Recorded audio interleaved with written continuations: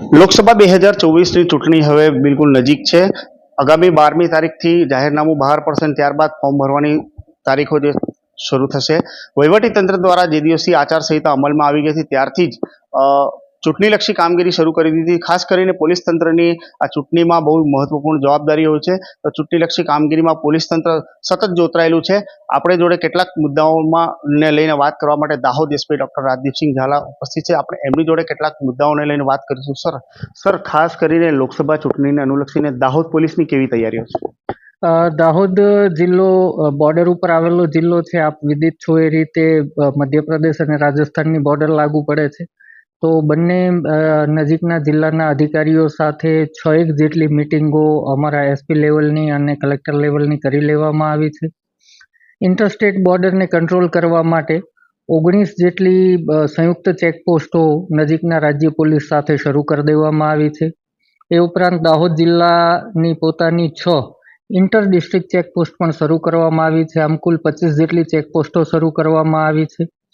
સાથોસાથ ડીજી ઓફિસથી એક BSFની કંપની પણ ફાળવવામાં આવી છે. એના દ્વારા regular area domination, route march, flag march વગેરેનું આયોજન કરવામાં આવે છે. જે અટકાયતી પગલાંની કામગીરી હોય છે એમાં દાહોદ જિલ્લામાં અત્યાર સુધી ચૂંટણી જાહેર થયા ત્યારથી 4500થી વધારે ઈસમો સામે પ્રિવેન્ટિવ એક્શન્સ પણ લઈ લેવામાં આવ્યા છે. એ જ રીતે બોર્ડરનો જિલ્લો હોવાથી લીકર એક્ટિવિટી બાબતની જો વાત કરીએ તો આશરે 75 લાખ રૂપિયા જેટલો દારૂ પણ ચૂંટણી જાહેર થયા પછી પકડી લેવામાં આવ્યો છે. હથિયારો દાહોદ જિલ્લામાં સૌથી વધારે લાયસન્સ હથિયારો છે 5518. એ તમામ હથિયારો જમા કરવાની કામગીરી પણ પૂર્ણ કરી લેવામાં આવી છે. હવે માત્ર 25 જેટલા હથિયારો જમા કરાવવાનું બાકી છે, જે લોકો બહારગામ હોય કે એ રીતે. તદુપરાંત 18 જેટલી FST અને 22 જેટલી SST પણ શરૂ કરી દેવામાં આવશે. સર, જે રીતે પોલીસ તંત્ર સતત મતદાન મથકોની મુલાકાત લઈ રહ્યા છે, આપ બી લઈ રહ્યા છો, કલેક્ટર સાહેબ બી લઈ રહ્યા છે. સર, આવા કોઈ સંવેદનશીલ મતદાન મથકો છે જેના ઉપર કઈ વિશેષ પોલીસ તંત્ર દ્વારા ધ્યાન દોરવામાં? દાહોદ જિલ્લામાં સદનસીબે વલ્નરેબલ કોઈ છે નહીં એરિયા, ક્રિટિકાલિટી છે. તો જે તમામ ક્રિટિકલ બૂથો છે, ભૂતકાળની કોઈ ઘટનાઓ અથવા તો મતદાનને અનુલક્ષીને અથવા તો બોર્ડર પર આવેલું હોય, પોલીસને વરીસમ લાગતું હોય, એ પ્રકારના જે બૂથો છે એ બૂથોની મારી અને કલેક્ટરશ્રીનાઓ દ્વારા સંયુક્ત વિઝિટો પણ કરી લેવામાં આવી છે. એ ઉપરાંત અમે વ્યક્તિગત વિઝિટો પણ કરીએ છીએ અને PI, PSI, DYSP લેવલે પણ આ બૂથોની વિઝિટ કરવામાં આવે છે, જેનો હેતુ એ છે કે લોકોમાં એક કોન્ફિડન્સ બિલ્ડિંગ ઊભું થાય, લોકો ભયમુક્ત રીતે મતદાન કરી શકે અને વધારેમાં વધારે લોકો મતદાન કરે એ હેતુથી લોકો વચ્ચે જે સંવાદ કરવામાં આવે છે, રાત્રિ સભાઓના આયોજન કરવામાં આવે છે.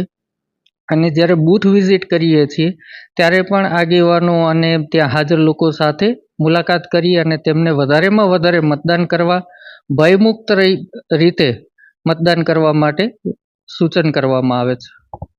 એ રીતે હમણાં તાજેતરમાં મધ્યપ્રદેશ બોર્ડર પરથી કેસ મળ્યા છે, ચાંદી જેવી વસ્તુઓ પણ મળી છે. તો એના પછી પણ આપણા પોલીસ દ્વારા આવી બસોને જે દિવસ રાત નીકળે છે એના માટે ખાસ કંઈક આયોજન કરવામાં આવ્યું છે? જેમ મેં આપને જણાવ્યું એમ બંને જે કેસ થયા છે પિટોલ ચેકપોસ્ટ પર થયા છે અને પિટોલ ખાતે સંયુક્ત ચેકપોસ્ટની કામગીરી છે. કામગીરી એ રીતે કરવામાં આવે છે કે ગુજરાતમાં પ્રવેશતા જે વાહનો છે એને ચેકપોસ્ટમાં ગુજરાત પોલીસ ચેક કરે અને જે મધ્યપ્રદેશ જતા હોય એ વાહનોને મધ્યપ્રદેશ ચેક કરે. છેલ્લો જે કિસ્સો છે કે જેમાં ઇન્દોરથી ચાંદી અને એ બસમાંથી પકડાયું, એ પિટોલ ચેકપોસ્ટ આવતા પહેલા જ 8 નંબરના ગેટ ઉપર એ લોકોએ ચેક કરી મધ્યપ્રદેશ પોલીસે અને તેમાં પકડાયું. સર, આપણો જિલ્લો આદિવાસી જિલ્લો છે, સાથે સાથે અહીંયા મધ્યપ્રદેશ અને રાજસ્થાન સાથે જોડાયેલો છે. તેવા સમયે અહીંયા વેપાર ક્ષેત્રે પણ બંને રાજ્યોના વેપારીઓ છે એકબીજા સાથે સંકળાયેલા છે. અત્યારે જ્યારે આચારસંહિતા અમલમાં છે તો ખાસ કરીને વેપારીઓ જ્યારે કેસ લઈને આવે છે અથવા ધંધા રોજગાર માટે જાય, એમને કઈ ગાઈડલાઈને ફોલો કરવો જોઈએ, શું કેરી કરવું? ચૂંટણી પંચની સ્પષ્ટ ગાઈડલાઈન છે. ઇવન પોલીસ કર્મીઓને પણ સૂચના છે, FST, SST ને પણ સૂચના છે કે બિનજરૂરી લોકોને મુશ્કેલીનો સામનો ન કરવો પડે એની તકેદારી રાખવાની. અને વ્યાપારીઓ પણ જ્યારે પોતે કેશ અથવા તો કોઈ કિંમતી વસ્તુઓ લઈને જતા હોય ત્યારે એના આધાર પુરાવાઓ ચોક્કસપણે સાથે રાખી જેથી બિનજરૂરી ખોટી તકલીફ ઊભી ન થાય. સર, જે પ્રમાણે અહીંયા ભૂતકાળ રહ્યો છે કે અહીંયા દારૂ વગર ચૂંટણી થતી નથી અને આપના આવ્યા પછી દારૂબંધી કાફી બહુ સારી રીતે કરવામાં આવી રહી છે, તો આ વખતે દારૂ વગરની ચૂંટણી થશે?